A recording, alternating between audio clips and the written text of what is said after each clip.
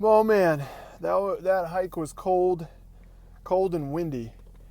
But the whole time I was listening to YouTube videos and just commentary about minimalism, and I was trying to get some insight into what it is I'm struggling with, letting certain things go.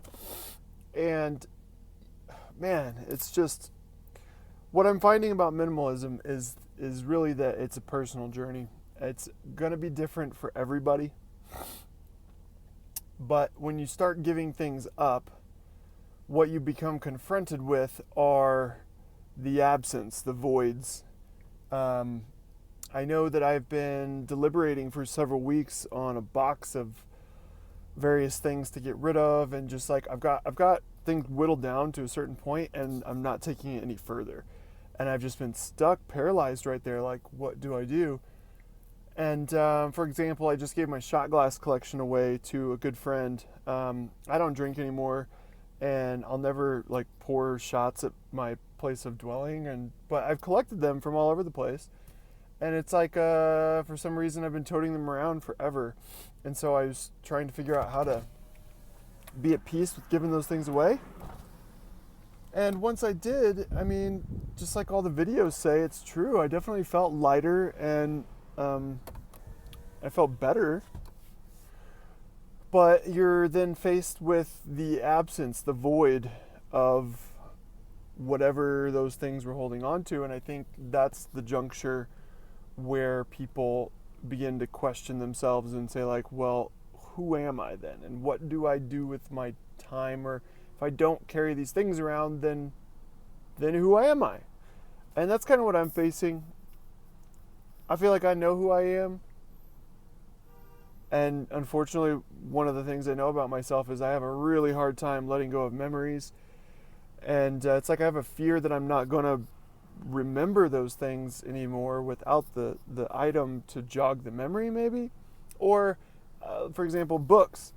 There's books I have that are related to spirituality and health and just well being. And I have some kind of fear, like, if I don't have those reference points, if I don't have those books, and I get in a bad place, what if I don't remember them? What if I don't remember the information that helped save me, years ago? And so I tote these books around like I don't know that I've stuck my nose in any of them for reference, other than like I know that it changed my life for good, and so I've held on to them for those reasons. But how often do you actually reread a book? You know, um, lots of things that I've been given have been hard for me to get rid of. But on this hike, I just kind of got some clarity that those are the things that we're all after, and those are the things we want to face by giving things up and realizing that we want to know.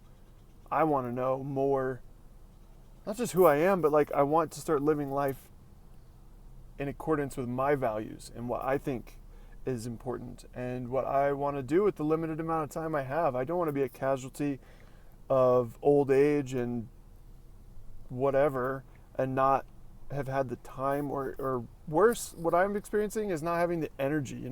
I'm 34, and there's plenty of stuff I don't have the energy to do anymore, and I used to not be that way. And I don't want life to take so much out of me that I don't have the energy to pursue the few things that I love in this world. Hiking is one of them. Nature is one of them. Cooking wonderful food, growing a garden, things like that. Dogs, relationships. These are the things I want to spend my time on. And yeah, so I'm headed home right now to get rid of more stuff. Some guy hit me up about my computer monitor. I'm going to sell that. And so I've been re-inspired to go home and clean stuff up. And that's the deal. So, update on the RV. I should be moving in to that thing hopefully like tomorrow.